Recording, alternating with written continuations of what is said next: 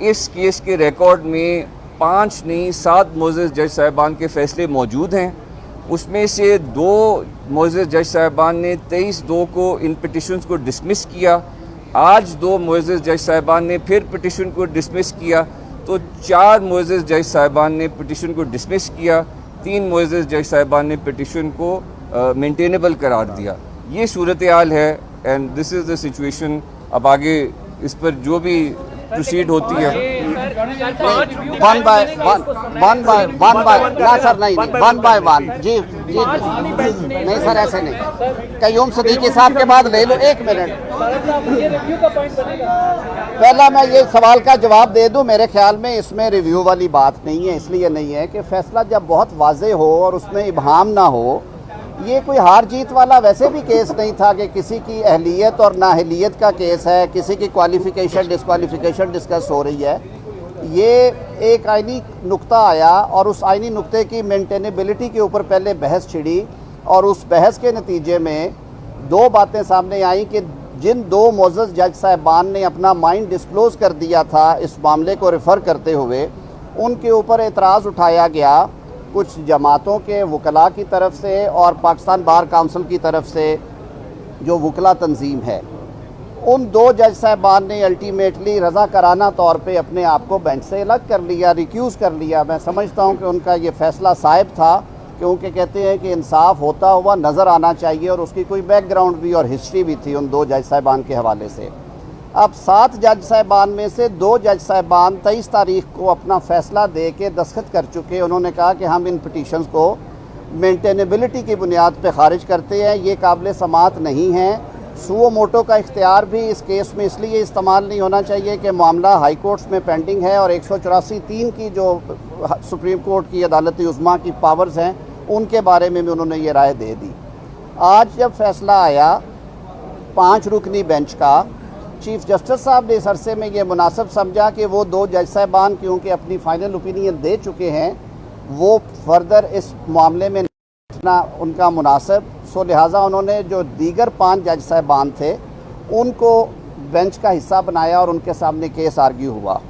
آج کے فیصلے میں 3 جج صاحبان نے کہا کہ یہ پروسیڈنگز مینٹینیبل ہیں اور اس میں انہوں نے مزید 1-2 چیزیں لکھی جو اٹارنی جنرل صاحب نے آرگیو کل کی تھی کہ ایک تو جو آئین کا آرٹیکل 254 ہے جو کہ یہ کہتا ہے کہ اگر آئین کے تحت کسی چیز کو ایک مقررہ وقت میں ہونا ہے اور وہ چیز اس مقررہ وقت میں نہیں ہو سکی, وہ ایکشن نہیں ہوا, تو اس وجہ سے وہ غیر آئینی نہیں ہوگا کہ اس ٹائم فریم میں, یعنی کہ انتخابات 90 دن میں نہیں ہوئے.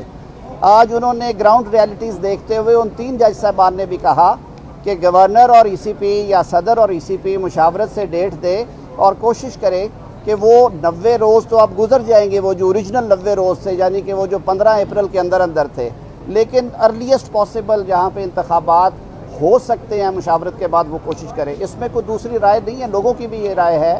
ہم بھی سمجھتے ہیں کہ اگر حالات سازگار ہوں, اگر انتخابات انسانی جانوں سے زیادہ قیمتی ہیں یا اگر ملکی حالات اجازت دے رہے ہیں تو 30, 40, 50 دن میں ہوں, اگر وہ 80, 90 دن میں ہونے ہیں تو یہ ڈسکریشن بھی آئین دیتا ہے الیکشن کمیشن اور باقی سٹیک ہولڈرز کو.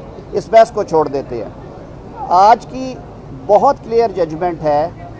2 معزز جج صاحبان نے کہا کہ ہم ایگری کرتے ہیں جو فیصلہ 23 فروری کو 2 دیگر اراکین جسٹس یحییٰ آفریدی صاحب اور جسٹس اطہر بن اللہ صاحب نے تحریر کی ہے اپنے نوٹس کہ یہ پٹیشنز مینٹینیبل نہیں ہیں, یہ قابل سماعت نہیں ہیں. اور ساتھ انہوں نے کہا کہ ہم یہ بھی سمجھتے ہیں کہ وہ جو 2 جج صاحبان کے فیصلہ جات ہیں وہ آج کے اس فائنل آرڈر کا حصہ ہیں. تو میرے خیال میں اس کے بعد نہ ریویو کی ضرورت ہے نہ فردر تشریح کی ضرورت ہے. میں نے اپنا ذاتی موقف دیا تھا. اب میں سمجھتا ہوں کہ اٹارنی جنرل صاحب کی رائے آنے کے بعد اور اس آرڈر کو پڑھنے کے بعد ہمارا موقف یہ ہے کہ یہ پٹیشنز 4/3 سے مسترد ہو گئی ہیں.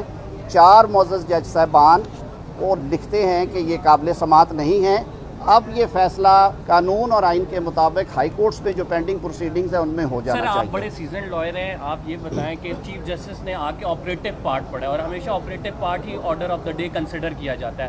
اس میں اگر وہ اناؤنس کر رہے ہیں 3-2 اور یہ جو آپ نے بتایا یہ فٹ نوٹ میں لکھا ہوا ہے, تو ایمبیگوٹی اٹ سیلف یہاں پہ ہے کہ کون سا فیصلہ مانا جائے. آپ 4-3 کہہ رہے ہیں, चीफ जस्टिस ने 3-2 से फैसला दिया है। मैं अर्ज़ करता हूँ, देखिए एक बात तो तयशुदा है कि ये 7 रुकनी बेंच जो है, 7 जज साहबान जो हैं वो बेंच का हिस्सा थे। 2 जज साहबान 9 में से रज़ाकाराना तौर पे रिक्यूज़ कर गए थे। 7 में से 2 जज जो आज बैठे हुए थे 5 रुकनी में, उन्होंने कहा कि हम अपने जो ब्रदर जजेस की ओपिनियन है अर्लियर के ये पिटीशंस मेंटेनेबल नहीं है, हम उनसे एग्री करते हैं, और उनका वो जो 23 तारीख का हुक्म है that is part of the order of the court. तो मतलब ये है कि उन्होंने उसको एंडोर्स करते हुए तो सर, आपको चीफ जस्टिस ने 4-3 क्यों नहीं अनाउंस किया? चीफ जस्टिस ने 3-2 क्यों अनाउंस किया? आप मेरे ख्याल में कुछ चीज़ें ऐसी हैं जिन पे अभी मज़ीद शायद डिबेट हो, लेकिन कानून में कुछ चीज़ें वाज़े नज़र आ रही होती हैं। मेरी नज़र में तशरीह तलब मामला नहीं है, रिव्यू की ज़रूरत नहीं है।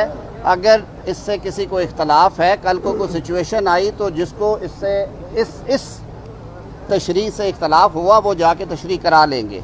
मेरी नज़र में तो जो आप 4-3 की रेशो बता रहे हैं ये है, तो 4 का मतलब ये है कि आप हाई कोर्ट जो फैसला करेंगे तो 3 दिन के अंदर हाई कोर्ट को फैसला करना पड़ेगा, और उन हाई कोर्ट के फैसलों के खिलाफ क्या फिर आप आएंगे? क्योंकि अब तो आप देखें 3 जज साहबान जो कहते हैं सदर का पंजाब में है, ऐसी सूरत गवर्नर के गवर्नर का, और दूसरा केपी गवर्नर के हवाले से हो गया, उन्होंने ब्रीच ऑफ कॉन्स्टिट्यूशन के मुद्दे मैं बड़े अदब से अर्ज़ करूँगा कि सबसे ज़्यादा जो ब्रीच ऑफ कॉन्स्टिट्यूशन की है वो सदर मुमलिकत ने माजरत से की है, जिन्होंने एक फ़ैसला करके थोंप के और फिर उसे वापस लिया, और उनके वकील साहब ने आला ज़रफ़ी का मुज़ाहरा करते हुए अदालत में कहा कि मेरे मुवक्किल जिनकी मैं नुमाइंदगी कर रहा हूँ उन्होंने अपने इख्तियारात से तजावुज़ किया। तो ये बात भी ज़रूर आनी चाहिए कि आया सदर मुमलिकत आइनी ओहदा रखते हुए इन सारी चीज़ों से उन्हें मुबर्रा हो के बिल्कुल आइन के मुताबिक फ़ैसले करने चाहिए या पार्टी वर्कर के तौर पे करने चाहिए।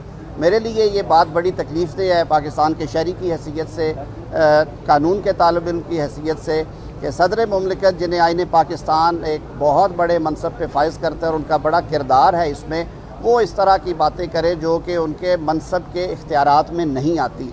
ये एक अलग बहस होगी। आपने कहा कि हाई कोर्ट्स, देखिए अभी ये फ़ैसला आ गया है, अब हाई कोर्ट्स में दरखास्तें खारिज नहीं हुई अभी तक, दोनों हाई कोर्ट्स में पेंडिंग है। पेशावर हाई कोर्ट में मामला ज़ेर तनकीद है, लाहौर हाई कोर्ट में इंट्रा कोर्ट अपील मौजूद हैं। इसकी तशरीह उन दोनों हाई कोर्ट्स में भी हो सकती है।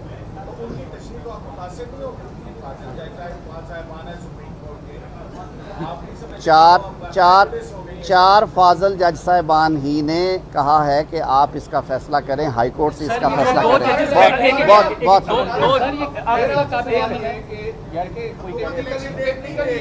जी नहीं, हुकूमत का तो नहीं, बिल्कुल नहीं। अच्छा, मैं ये बात भी वाज़ेह कर दूं, कल भी पाकिस्तान मुस्लिम लीग नून के, पाकिस्तान पीपल्स पार्टी के और JUIF के वकला साहिबान अदालत में मौजूद थे। ये बात हम ऑन रिकॉर्ड कह रहे हैं कि कोई इलेक्शन से नहीं भाग रहा। हमारा सिर्फ ये कहना है कि इंतखाबात की तारीख़ और इंतखाबात के इनकाद इस मुल्क में हमेशा आइन कानून के मुताबिक होते रहे हैं और तारीख़ों में रद्दोबदल होता रहा है। ये पहली दफ़ा नहीं होगी कि तारीख़ों में रद्दोबदल हो। हमारे वकील साहब ने एक मौक़िफ़ पेश किया, ये मुकदमा मैं कौम के सामने रखता हूँ, कौम खुद डिसाइड करे। इजाज़त देंगे मुझे? अगर आप इजाज़त दें तो मैं बोलूँगा।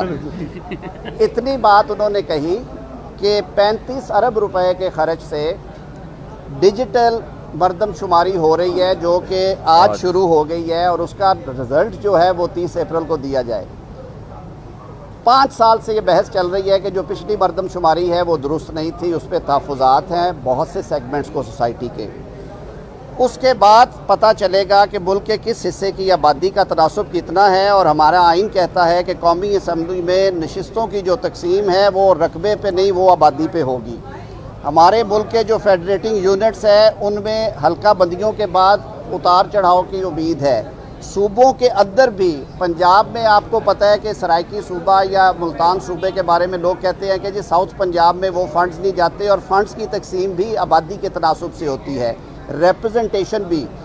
आज पंजाब में आप इलेक्शंस करा रहे हैं सेंसस से पहले, कौमी असम्बली जाएगी सेंसस के बाद अक्टूबर में, तो ये एक तो सबसे बड़ा कॉन्फ्लिक्ट ये आएगा कि जहाँ पे आबादी का तनासुब कम या ज़्यादा हो गया वहाँ पे कौमी असम्बली की सीटें और तनासुब में फ़र्क पड़ेगा। सूबे के एक एक हलके के ऊपर सारी फॉर्मेशन चेंज हो जाएगी। दूसरा सदीकी साहब, दूसरी बात, मैं 254 सदीकी साहब ज़रा एक मिनट मुझे दें।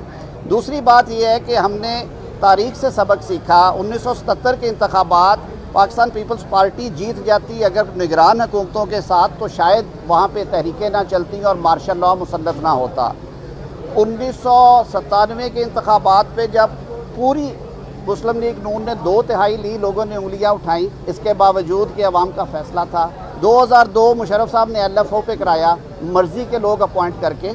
18वीं तरमीम में पाकिस्तान भर की सियासी जमातें, जिनमें तहरीक इंसाफ भी शामिल थी, 224 इंट्रोड्यूस करवा के एक मैकेनिज़्म फराहम किया कि आप निगरान हुकूमतों के साथ इंतखाबात कराएँ। अब आज 2 सूबों में सियासी हुकूमतें कायम हो जाएंगी। कोई आइन और कानून ये इजाज़त नहीं देगा, ना देता है कि उन हुकूमतों को कौमी असम्बली के इंतखाबात के लिए सस्पेंड कर दिया जाए और वहाँ पे लेवल प्लेइंग फील्ड हो सकता है वहाँ पे मुस्लिम लीग नून की पंजाब में हुकूमत हो सकता है किसी और जमात की हो। सर, ये तमाशा चलता रहेगा। 8 महीने हम इस प्रोसेस में रहेंगे और फिर उंगलियाँ उठेंगी। इसलिए let election commission and other stakeholders decide कि उन्होंने, देखिए, ये इलेक्शन कमीशन को इन सारे फैक्टर्स को देख के ये चीज़ भी तय करनी है। मैं नहीं कहता कि जी सदर के साथ एडवाइस करें और तमाम अथॉरिटीज को हिदायत की है कि इलेक्शन कमीशन की मदद करें।